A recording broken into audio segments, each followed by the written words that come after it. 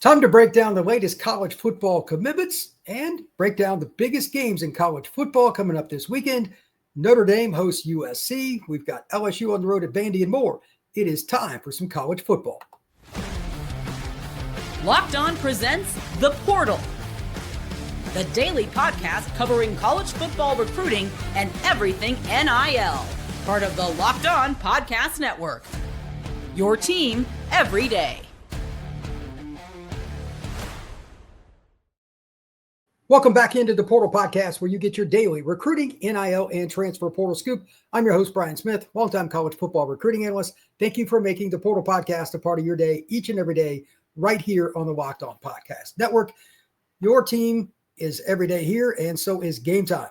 If you want to get tickets at a better price without all the fluff, Game Time is the place for you. You can see the actual seat you're going to use with Game Time. Just download the Game Time app, create an account, and use code LOCKEDONCollege for $20 off your first purchase. And today we got three commitments to talk about before we break down some of the situation with the hot seat, because some of the games this weekend may dictate who does and who does not get fired. We're going to talk about that. And then just a plethora of great games in college football. One of the best rivalries, USC plays at Notre Dame. We've got an unusual SEC rivalry that I want to talk quite a bit about. LSU going to Vanderbilt. Normally that's a game I would avoid altogether. Arkansas, they fired their coach. But could they have a say in what goes on coming up here? Yeah, there's some important stuff to talk about with them. South Carolina hasn't been all that impressive, but they host Oklahoma. If the Sooners lose two in a row, is Venables back on the hot seat? There are a lot of different things to talk about across this. And as always, because I discuss roster management in every possible way, shape, and form, recruiting, NIL, and transfer portal, that'll be mixed in throughout the show. But first off, a few commitments to discuss. There are three that I want to talk about. First one, Brody Jones, a kid out of, ironically, Fayetteville, Arkansas, is going to Missouri. This is ironic, as Missouri and Arkansas are massive rivals. And of course, Fayetteville is where the University of Arkansas is. Brody Jones is a safety, 6'3", 175 pounds, out of Fayetteville High School. That's rough. But Arkansas just fired their coach. They're at the bottom of the Southeastern Conference, and Missouri is a team that's got a chance to make the college football playoff. As they say, to the victor goes the spoils. Landry Brede, I'm not sure how you pronounce it, out of Mentor, Ohio, northern part of the state up near Cleveland, offensive tackle, 6'5", 280, staying home. He's going to play for the Ohio State Buckeyes. This is a kid I haven't had a chance to see yet, but if there's one thing I know about Ohio State staff, they do an absolutely tremendous job of evaluating not only talent, but fit for their program. If you look at the best college football overall team chemistry with teams that recruit nationally, you could argue that Ohio State does a better job than anybody else under the direction of Ryan Day. They are certainly in that conversation. This is another kid that they've got a chance to develop, and they've got a few of them on the offensive line right now. Their offensive tackles, some of those guys have moved around, some play guard, etc. They figure it out after they get these young men on campus. Hats off to everybody at Ohio State for that. Good luck to Landry up in Columbus. And then, I love this, Southern Cal picks up a junior college commitment. They need defensive back help. They don't have the greatest secondary in the world right now, so they go out and get a JUCO.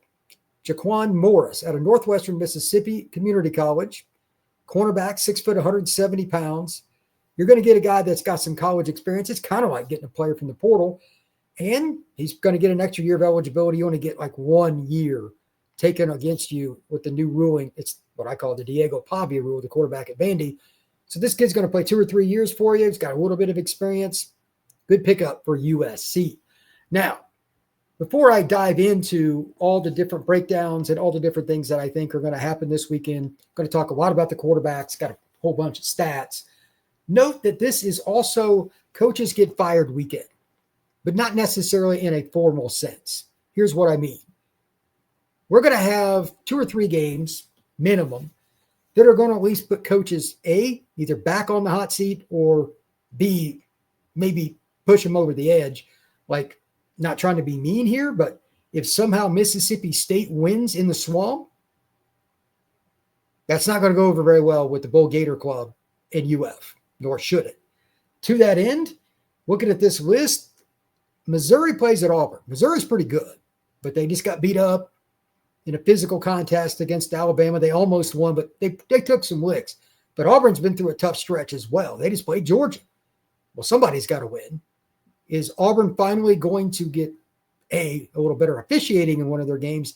And B, are they going to find a way to throw the football when they have to? Their offense was so anemic in the second half against Missouri. The fans are about ready to revolt. Like, I live in Auburn. The fans are not happy. If they don't beat Missouri, will the administration pull the plug on Hugh Freeze? I could see it. I'm not saying that it's a lock, but I can see it. And then finally, this one is awkward in every possible way you can imagine. Florida State has lost 3 in a row. They are 1-10 going back to last season in their last 11 ACC games. And the only victory they had was against Cal when Cal screwed up twice in the red zone against Florida State in the second half of that game. Or the Noles wouldn't have even won a game against an FBS team last year. They're bad enough as it is. But they're 0-3 in the ACC this year. You're playing on the road at 10:30 Eastern time. Good luck with that. That's a really late game against a team you're not going to want to play in Stanford, who's a little better than anticipated. They got a decent run defense, got a veteran quarterback that's throwing it around a little bit. If Florida State comes out and lays an egg as a 17.5-point favorite, and don't be shocked if they do, while the contract for Mike Norvell is massive, would it finally be time for the Florida State administration to pull the plug on Mike Norvell? I say yes, but I'm not the one that's fitting the bill. His contract is 50 plus. I've heard different totals, but if it's in the neighborhood of $50 million, we get the point. That's a lot. Is that a possibility? Yeah, I could see where that could go in a lot of directions that are really, really bad. But if you're Florida State, at what point are you just like, man, enough is enough? We have to at least right the ship a little bit, because if they don't, I don't know what you can do at this point. I really don't, because the fan base there is pretty apathetic. I also run Locked On Seminoles, and I can tell you that is not a good situation. It shouldn't be either, to be really honest. But come on, it's Florida State. You should be looking at 8-4 as a year that you were off, not 2-10. And this year, 8-4 might be as good as they get. They still got games at NC State. You never know. They can score at Florida, at Clemson. This game at Stanford, I'm not convinced they're going to be all that enthused to play. Tommy Castellanos is a little banged up. Deuce Robinson is out. There are a lot of different things that I don't think really favor the Noles here. But again, the big picture is about the administration. Will Florida State's administration be like, you know what, we got to get with the boosters and make this happen?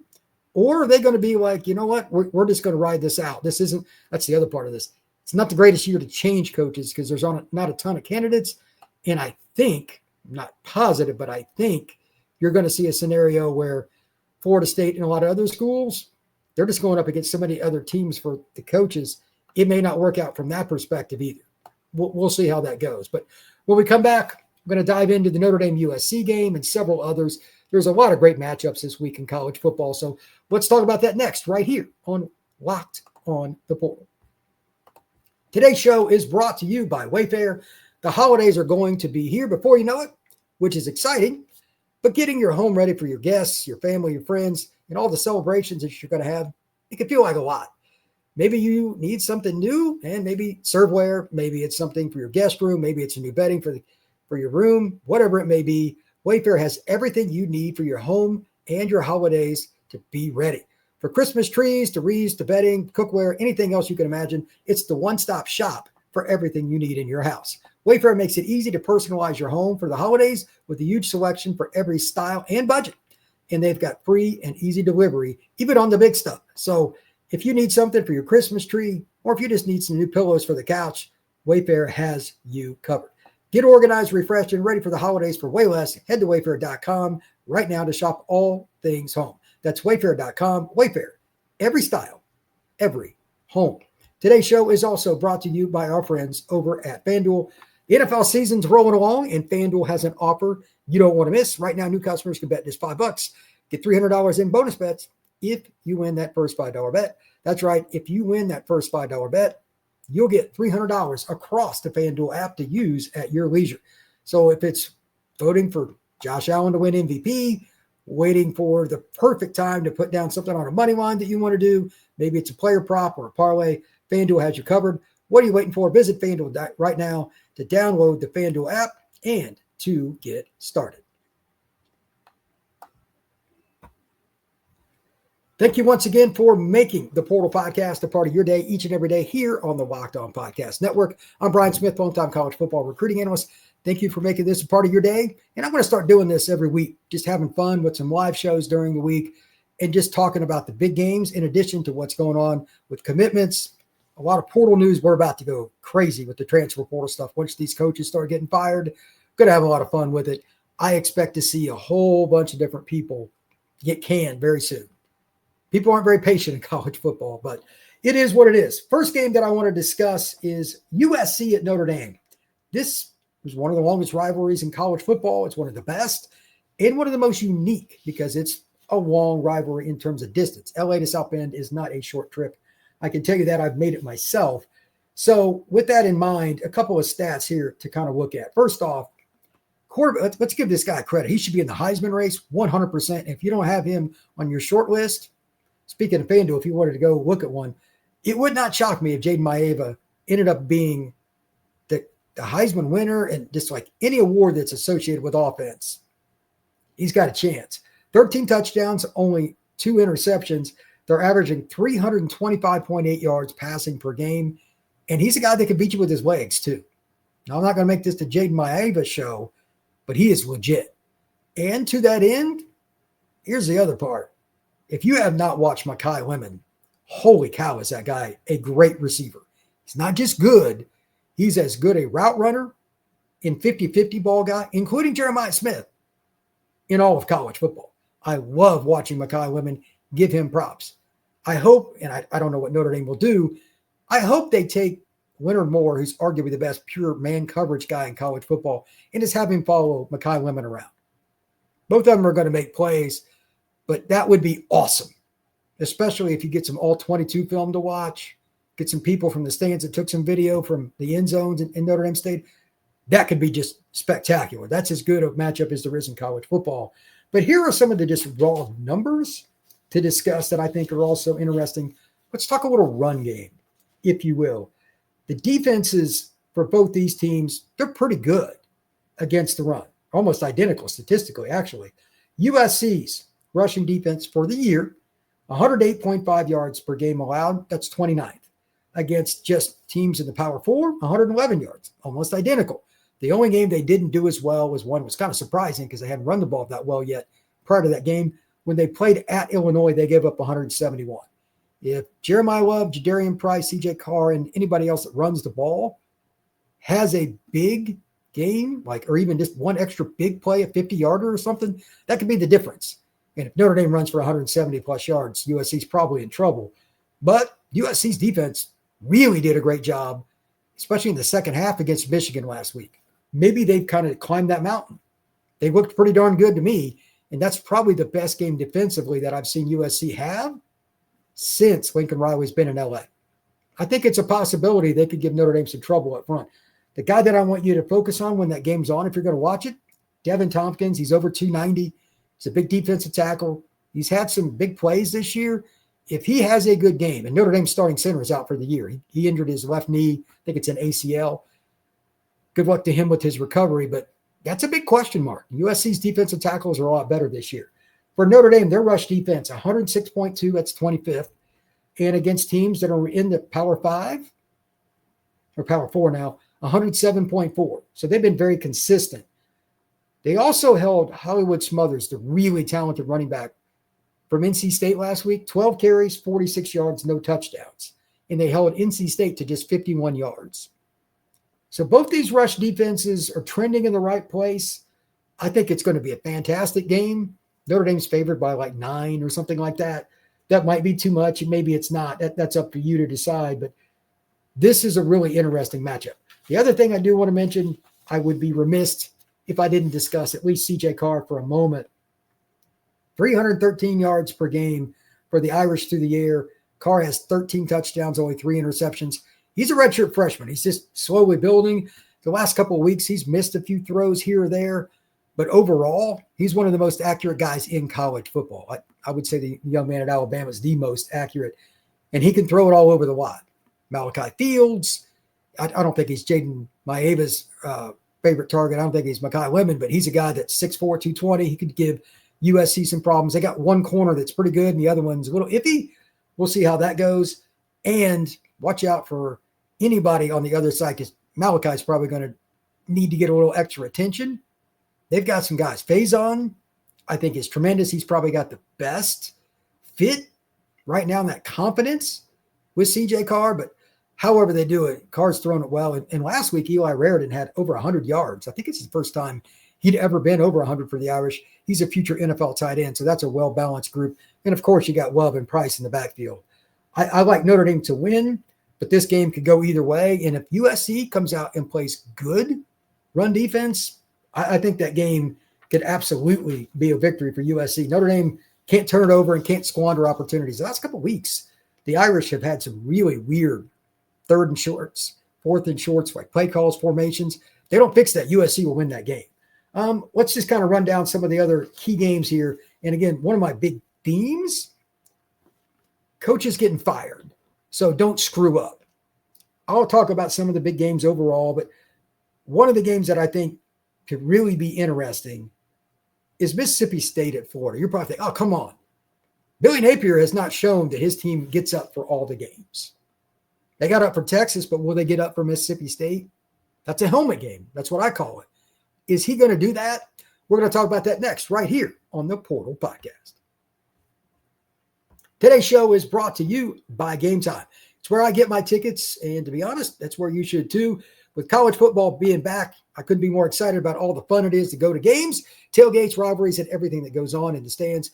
There's nothing quite like it, but getting tickets with all the endless queues and some of those ridiculous prices, because they're not the same that you see at the front that you do at the end at the checkout, that's not much fun. And that's why I use Game Time, and you should as well. It's the app where you, the fan, get the opportunity to have the advantage again. So with Game Time, the price you're going to see after you download the app on your phone, your tablet, that's the price you get at the end too. Secondarily, the best part, if you click on a seat, you can see your seat view right there from, again, your phone or your tablet. No problems at all. Take the guesswork out of buying college football tickets with Game Time. Download the app, create an account, and use code LOCKEDONCollege for $20 off. Again, that's promo code LOCKEDONCollege. Swipe, tap, ticket, go. Download the Game Time app today. All right, let's break down this Florida game with Mississippi State. 2 points here. Number one, it's not a secret that Billy Napier is struggle busing in terms of consistency. He's been very inconsistent at UF the whole time. But do not discount Mississippi State, who, to be honest, I don't know 3 players on that roster, but Blake Shapen is one of them. He's a pretty good player. They're not great at throwing the ball, 211.2 yards a game, 198.7 against Power 4 opponents. But Blake Shapen's a veteran. He's the guy that came over from Baylor a couple of years ago. 9 TDs, 4 interceptions. It's not bad. If you screw around in that first quarter and you're the Gators that are kind of sleeping through that ball game, and let me see, when's the kickoff for this game? This ball game, if it's early, that could be a problem too. I don't think that I didn't write this one down as far as the kickoff time. Well, anyway, Florida, I don't trust them if they were playing in the Chancellor's backyard in this game. I really don't. I think it'll be a difficult time to get them motivated because there's no nice way to say it. They don't respect Mississippi State. It's a helmet game. Sam, what's going on, brother? Thank you very much. Yeah, I don't trust them at all. I love Jayden Ball. DJ Lagway's a pretty good player, but here's the stat. I'm glad I looked this up. I wasn't aware it was this bad, but I forgot about the LSU game. DJ Lagway, 9 touchdowns, 7 interceptions. 5 came against LSU, which has got a great secondary. But good Lord, 227 per game. That's 71st in the nation, by the way. Mississippi State's only 91st. So the passing game in this ball game could be iffy. Lagway's only throwing for 222.8 against Power 4 opponents. Do we trust Florida to go out there and just straight up win this game? I do not. Wouldn't surprise me. But here's my question. if Lagway and the Gators don't get it done, however it goes, maybe the offense sways it, I have no idea. Would they fire Billy Napier right away? Would they? I'm not convinced that they would, but they got the Georgia game coming up in a few weeks. They have a bye before that. As a rule, head coaches get fired during bye weeks if you're going to do it during the season. I could see that. But if they lose to Mississippi State, that could be a different story. Now, they might go out there and just clobber the Bulldogs. They might beat them 31-10. Florida's defense is pretty darn good. But they started to give way at the end of the A&M game because the offense got bogged down again. A&M lost their best running back last week, and Le'Veon Moss, who I think is a future NFL player.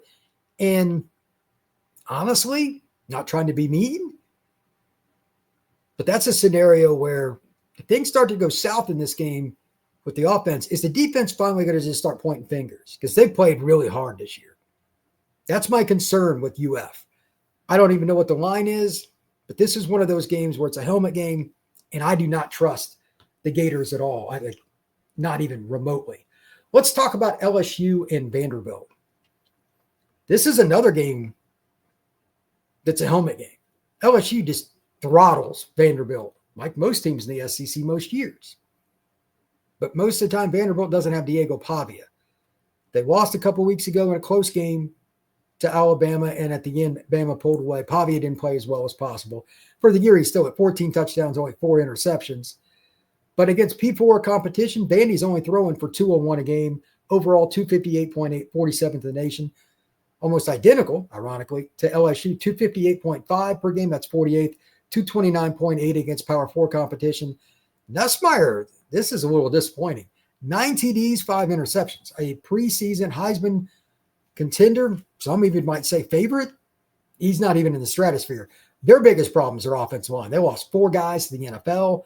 That is no bueno. No bueno. But it is what it is. You're not very good up front, and it's hurt their run game. Cade Dunham is a really talented player. Harlan Berry, the freshman, is maybe even better. But there aren't a lot of rush lanes. They're getting a little bit better. They're getting some more chemistry. But they got Weston Davis and some of the guys that have been in the lineup. They're green. Are they going to be able to handle a pretty darn good front for Vanderbilt? I'm not sure they will do super well, but I'll tell you one thing. I can't believe I'm saying this after last year, but I trust LSU secondary. All the money they spent buying guys out of the portal and to get them to go in the portal. I would imagine that Pavia is going to throw at least one pass in this game that he's going to wish that he had a chance to get back. I've got LSU winning this game 23-14.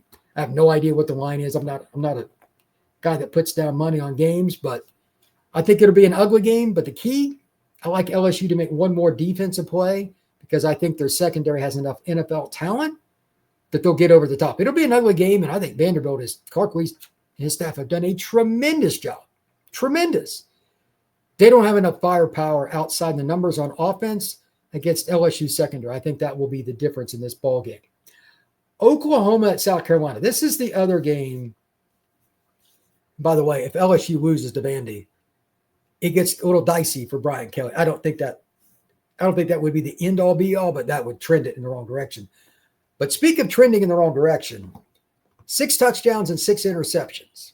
What quarterback am I talking about? Give me a hint. He was a Heisman favorite a few weeks ago, and his team was ranked in the top 10 until they laid an egg last week offensively. Who am I talking about? John Mateer. 3 picks against Texas when they have a great defense. That staff does a tremendous job. But he's going against Lenore Sellers in Columbia, one of the craziest places in college football. Sellers hasn't exactly lit it up. The receivers there, a little iffy. 4 TDs, 2 interceptions. They didn't even have a passing touchdown last week at LSU. They ate them alive. South Carolina is only averaging 194.7 yards passing per game. 208, ironically, a little higher against P4 competition. Whereas Oklahoma's 266.7. So they're 35th compared to South Carolina being 100th in the nation. 250.3 against P4 comp.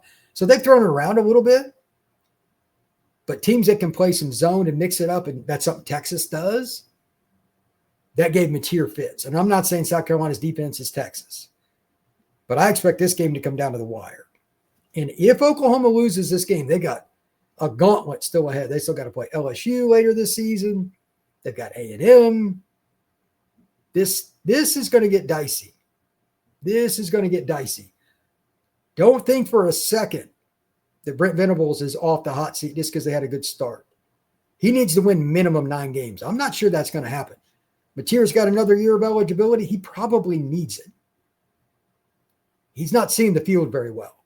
And, of course, to be fair, Matier's banged up. It's very obvious. That hand was bothering him. He wasn't on time either, but like some of his throws just weren't quite as accurate as they needed. And Arch Manning outplayed him. If Texas does that, there's your blueprint again. Does everybody have the same secondary talent that OU does? No. Do they have the D tackles OU does? Or, excuse me, Texas? No. But at the same time, South Carolina's defense isn't chopped liver. This is another one of those games. If Oklahoma does not start well, if they do not start well, you're playing at a place where those fans are bonkers. Bonkers. It could be a very difficult situation coming out of that press conference. If you get an L at South Carolina looking ahead, the only wild card here that might help Venables, the AD, if I remember correctly, at Oklahoma is walking away from the sport. He's retiring. You usually want to have your AD in place to do a coaching search, and this is not a good year for the coach to be hired at any school. There's just going to be so many openings, obviously, Penn State, etc. But do not rule it out. It could happen.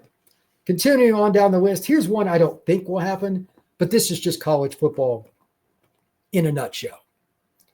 Texas A&M plays at Arkansas. Arkansas fired their coach, but they went to Tennessee last week and came within a hair of beating the Vols. The Vols don't do real well on some third downs. They've had injuries at corner, just bad luck. They've got a pretty good pass rush, but they still don't do great with stopping the pass. That's not a good sign. Your secondary is not getting it done. Some of the young guys are kind of thrown into the fire. It is what it is. I'm not sure because Arkansas can throw it. Taylor Green's legit. If this is one of those sleepy games where A&M doesn't take it serious, and Elko's good coach, I'm sure he's preaching against that.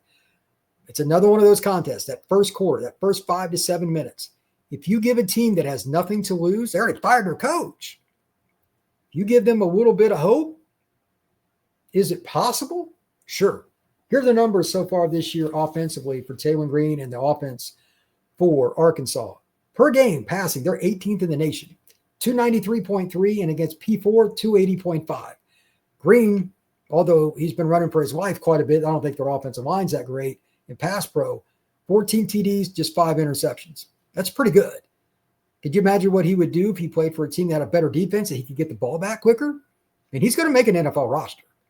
I'm very convinced of that. Somebody's going to work with him. And the head coach, you may not like at Arkansas, but he knows quarterbacks. That could be interesting. Conversely, they're 18th in nation passing. A&M, Marcel Reed, 12 TDs, 4 interceptions. A&M's 265.2. Remember, they killed Notre Dame. They threw for 360, but they haven't had anything like that since. And against P4 competition, even with the game against Notre Dame and South Bend, they're only throwing for 207 a game. Teams that can run zone, which is predominantly what you're going to see from Arkansas, they've given him some problem. Now, Arkansas secondary is terrible. But even if there's just one play, if it happens early, is it out of the question? That game could at least be interesting? No. They almost won at Tennessee. Maybe that's the thing that will help A&M. Seeing that score, like if Tennessee would have won 34-13, that wouldn't have been good for A&M. But they won 34-31. You screw around with Arkansas, they've gotten some mojo back offensively, at least. Defensively, I just don't think they got enough. Maybe Taylor Green, he gets the ball last. They got a chance with a minute to go. They're on their own 20. They got to score a touchdown. Not likely. I could see something like that come in the scenario, though. Does A&M come out and kick butt? Run the ball? I would run the ball and try to keep Taylor Green on the sideline if I was Elko. Even though Le'Veon Moss, he's probably out for the majority of the season. He's got some kind of lower leg injury. I would tell Mr. Ruben Owens, who's also a very gifted running back, today is your day, buddy. You're going to get 15 to 18 carries. We're going to throw you a couple passes. Today is your day. That's what I would do. And Marcel might get an extra carry or two as well. Keep the clock rolling. You've got a good defense who's improving. Like they were terrible against Notre Dame. They've improved vastly. I think they could blow them out, or this game could come down to the end.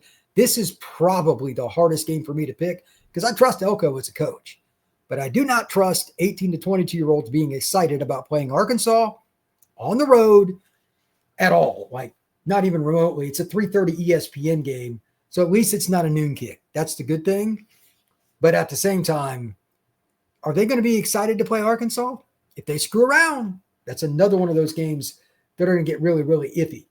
Let's talk a little bit about Missouri and Auburn. I didn't even write down the stats with this. I'm just going to make this very simple. Ahmad Hardy is unbelievable for Mizzou. Love watching him. He's averaging over 4 yards after contact. That is an NFL running back if there is. I'm a huge Jeremiah Love guy, but this year Ahmad Hardy's been the best running back that I've seen in terms of every down, getting it done. And Mizzou doesn't have the same overall group of receivers and tight ends that Notre Dame had. I think it's pretty good, but everybody knows Hardy's the guy. He is absolutely the guy, and he's taken on the challenge. He's averaging more yards per carry after contact than either Jadarian Price, Jeremiah Love, and just about anybody else in college football. Pick a running back. There's a lot of good ones. But Mizzou's going to play Auburn. They've had every possible thing go against them as a defense. Their offense stinks. The referees hate Auburn. I think that's pretty clear. And Hugh Freeze isn't helping the offense very much. But that defense has played lights out. Oklahoma game, they were good. The A&M game, they were good. And the Georgia game, they were good. At some point, if they just get, maybe it's a scoop and score, maybe it's a kickoff return for a touchdown, maybe it's a run. That one thing Jackson Arnold definitely does well is run the football. If Auburn gets a lead early, Missouri's passing offense, Bo Prabula was very mediocre in the pass game against Bama. But that's a really good defense. Really good defense. Auburn's isn't much different, though. It's legit. Their back seven can run. They can really run. They got some young guys mixed in with some older players. Kane Lee and a bunch of other players in the secondary have a shot to play on Sundays. If Missouri screws around and doesn't give Hardy the ball enough early, and you let Auburn hang around, they got nothing to lose either. Their coach probably on his way out. If they lose this game, maybe they rally for Hugh Freeze. Again, this is coaches get fired weekend. That's what this is going to be. If you screw around, there's going to be some coaches get canned. Hugh Freeze is on that teeter-totter point too. And I'm hearing some dissension in the ranks. Players planning to leave. So it can go one of two ways. The Missouri Tigers can come in and play great in the first quarter. Maybe Auburn quits. It's possible. Or secondarily, I've been in Jordan-Hare a number of times. That place is electric when they get a lead. They love the Auburn Tigers. If they play well in that first quarter, and maybe Jackson Arnold actually makes some good reads and throws the ball on time, that's been a big question, then this game can go down to the wire. Because Auburn could end up being a 6-6 team that Missouri loses to. Auburn's competitive with everybody. Can they get the ball to Cam Coleman, please? Just a personal request. I want to see Cam Coleman have an opportunity. That would be nice. But I'm going to pick Missouri, but I would not be surprised at all. I think FanDuel had them a 1.5-point favorite I saw yesterday. It would not be surprising at all to me if that ended up being a game that Missouri lost. Wouldn't surprise me in the least. Also, very interesting game here that's not going to get any attention, and it's a sleepy noon kick, but a very important game in the ACC. Georgia Tech at Duke is an ESPN game at noon. If Duke wins, Jerry Mensah going against Haynes King, that's a heck of a – that'll probably be the noon game that I watch. I mean, there are some other good noon games, but Washington at Michigan's another one. It's on Fox at noon, big noon kickoff. But the Georgia Tech at Duke game ought to be fun. Haynes King, one of the most underrated players in college football by a million miles. I don't think there's any doubt that Haynes King is undervalued because he's not throwing it around the way some of these other guys do. But is there a better fourth down runner than him over the last 2 years? Him and Riley Leonard last year, but he's back. Riley's not. over a 2-year period, give me Haynes King. Duke's got a really good situation in terms of the right coach for the right fit there. But their defense isn't quite as good as what it's been. This could be a game that ends up in the 30s. This could be one of the most entertaining games. I'm curious to see what happens. I'm very interested. Duke wins that game. That might be the only loss that Georgia Tech gets until they play. I don't think they'll beat Georgia, but they could be 11-0 going into that game. If they do beat Duke, Miami versus Georgia Tech's pretty close to a lock for the ACC title game. So again, that's a noon kickoff on ESPN. The A&M Arkansas game, I'll just go through the times and the channels here. That's 3:30 ESPN. We got Mississippi State at Florida. There it is. I knew I found that somewhere. That game's 4:15 on SEC Network. These are all Eastern time. Penn State at Iowa. Nobody's going to watch it because it's on that stupid Peacock app that I refuse to get. But Penn State at Iowa, 7 o'clock in the evening. Tennessee at Bama. Didn't really cover this one that much. I don't think Tennessee, with their DBs being banged up, they don't have a chance against Ty Simpson in Alabama. On the road, I think that's a 2-touchdown game, but Tennessee's a pretty good team. They don't have the defense this year in the secondary. Mizzou at Auburn, 7:45 in the evening on SEC Network, which is obviously a part of ESPN. The Holy War. I don't know enough about this game to cover it, but for those that get to, this is always one of my favorite games of the year. Utah at BYU, 8 o'clock on Fox. That's going to be awesome. Again, I mentioned this earlier. Florida State at Stanford, 10:30 at night. This is terrible for Florida State. ESPN game. Will Florida State show up for that game? They're 17.5-point favorite. Not so sure. NBC 7:30 game is the Notre Dame USC contest. Vandy, noon kickoff, hosting LSU. Again, I got 23-14 Tigers, but that'll be interesting. And then the other game that I haven't covered, I need to learn more about. Why in the world? I want to go and do a show with Stephen Willis tomorrow in a crossover of Locked on the Portal and Locked on Ole Miss. What in the world happened last week with Ole Miss? I refuse to really cover it yet. I need to talk to him first. But Ole Miss goes to Georgia. They almost got beat by Wazoo at home. You talk about looking past your opponent. I'm not touching that game until I know. But it's Ole Miss at Georgia is probably the best 3:30 game, in my opinion. It's on ABC. I'm just for fun, I'm just going to go ahead and throw out a score here. 27-21 Georgia. But did Ole Miss look past it so much and work so much towards playing Georgia this past week? They almost screwed up against Wazoo. Wouldn't surprise me with Kiffin. Never know. So that's the slate of games. I think it's just a fantastic week. And I also think there's a lot of stuff going to happen. Again, I've said throughout the show, this is get fired weekend. You screw around, either you get fired this weekend or soon thereafter. Like if Napier loses Mississippi State, maybe they don't fire him this week. Maybe it comes in a couple weeks before they play Georgia. You're going to see some of that. Have I talked about Toodles' flip? I have not heard anything about that. Maybe he did. If he didn't, I don't know. I have not heard. Let's go Irish from Josh Buffo, motivated Bustress Barker. Okay. And we got 3 PSU decommits. Hopefully they come to the Irish soon. By the way, yeah, I've talked about this extensively. Good Lord. Penn State is bleeding commitments. 27 kids, 26 kids. That's going to get ugly. If anybody has any recruiting questions that are in the chat, fire away. I'm going to start doing these live shows as consistently as I can, at least a couple a week. Just depends on how many kids commit, because I like starting the recruiting blitz with that. And then you just talk about the games, the portal, who's getting fired and whatnot. But it's a lot of fun. So with that, I don't think we got anybody else. But again, I'm going to start doing these pretty consistently. I enjoy it. I enjoy talking about all the different players that are going into the games, the quarterbacks and everything. It's a lot of fun. So thank you very much for joining with me today here on the Portal Podcast. We'll be back tomorrow. I'm going to have more breakdowns of different games. Wisconsin situation. I've got a pod coming up about that. Their coaching situation is dire. I'm not sure if Wisconsin's going to win another game. It's pretty crazy right now in college football. So let's all enjoy it. Everybody have a great one. I'll talk to you soon.